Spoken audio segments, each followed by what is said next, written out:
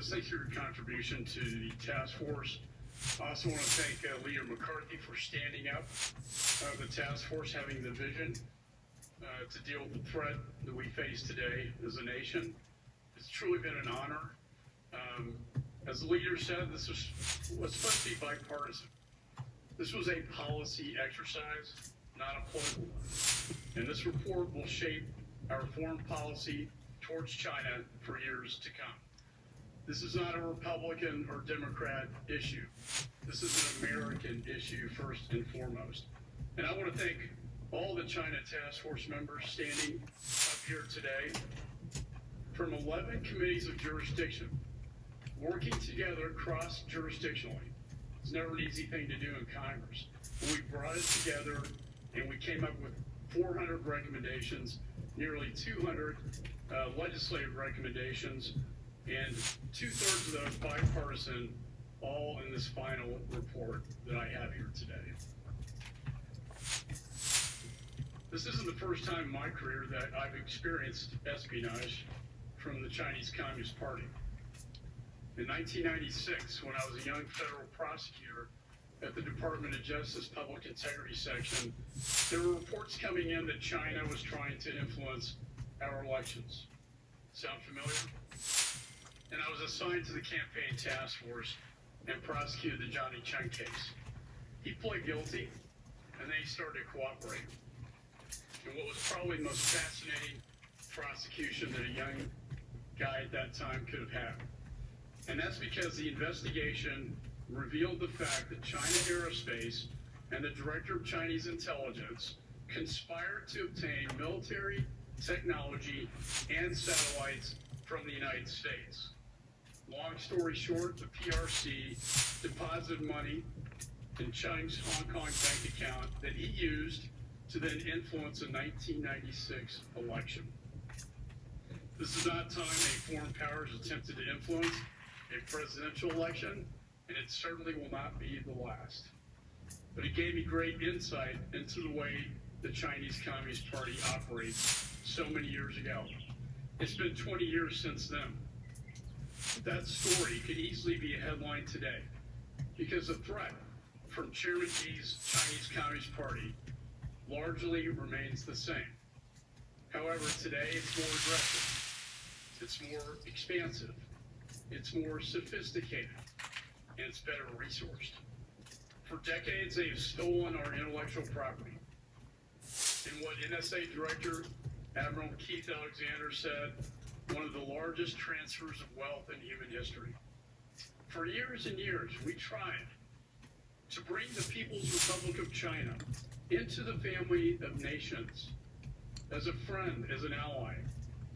But as Secretary Baker recently told me, it just did not work. And recently, the Houston consulate of China was shut down after they got caught stealing biomedical research from MD Anderson in my home state, while at the same time attempting to steal the COVID vaccine, using it as a hub for espionage, stealing our vaccine so they could save the world from the very virus that they brought to the world.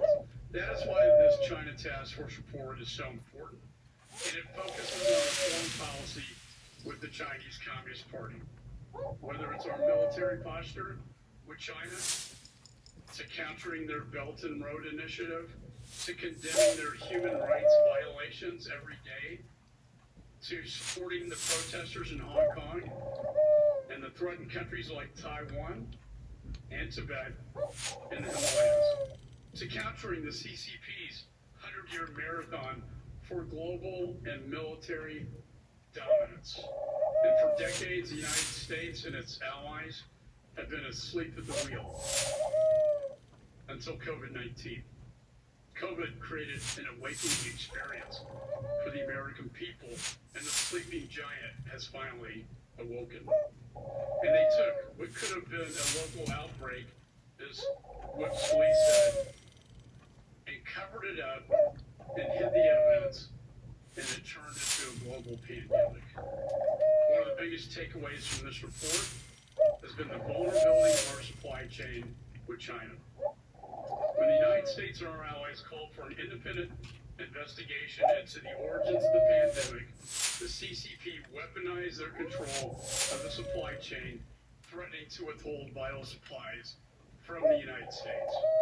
We must protect our critical supply, including medical supply chains and important technologies like advanced semiconductor chips.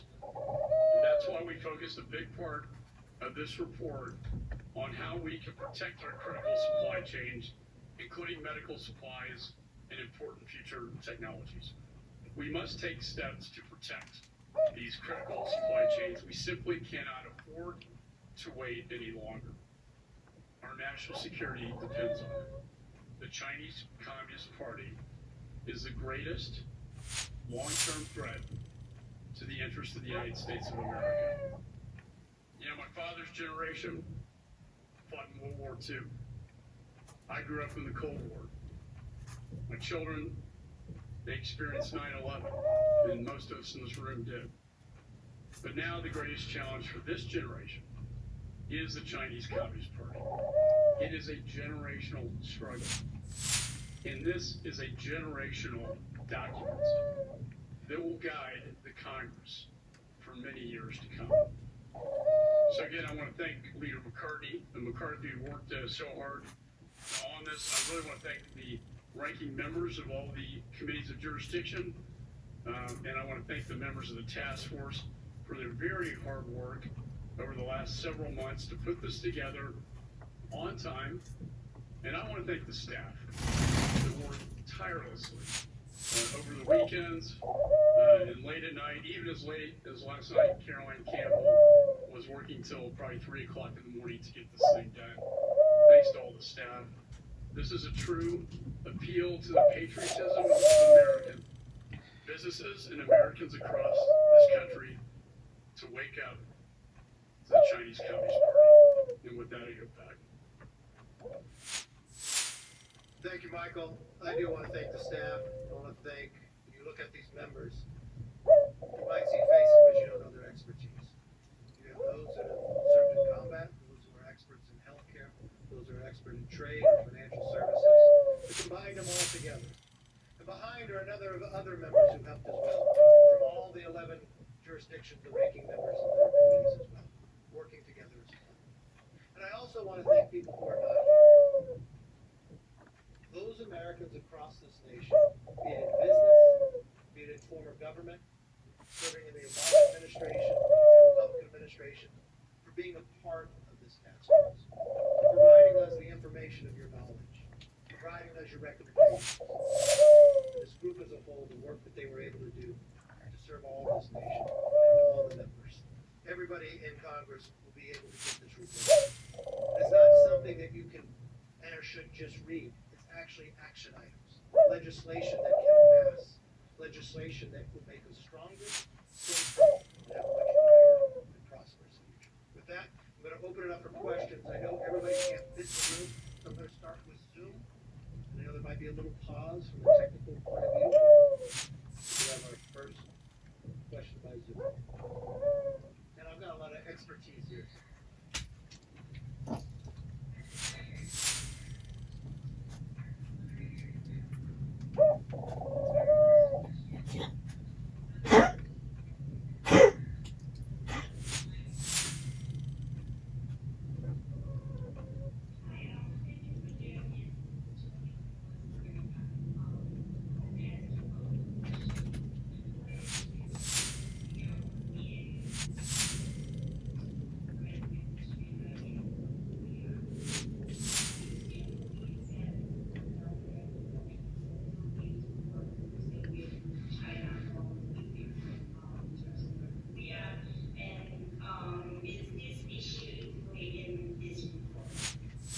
The first question is, yes, I do believe it's important, not just with China, but with the rest of the world should work together on the nuclear threat of North Korea.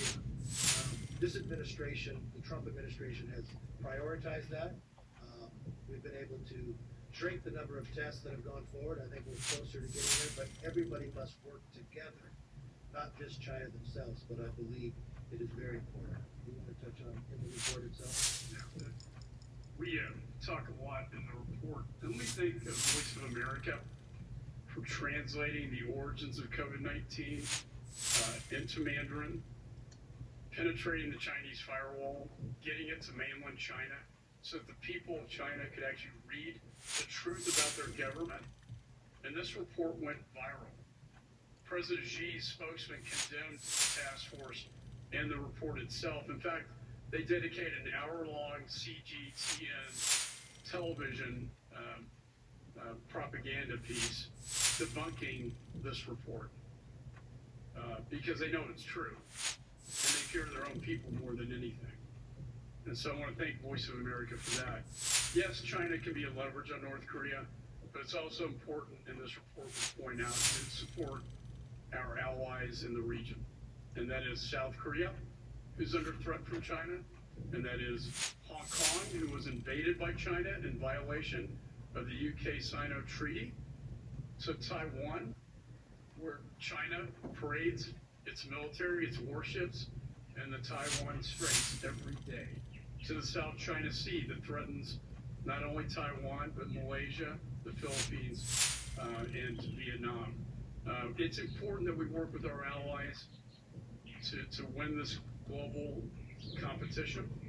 And we talk a lot about the United Nations, how China has systematically taken over key positions in the United Nations, including the WHO, which failed in its number one responsibility to alert the world to a global pandemic because Tedros was President Xi's handpicked candidate.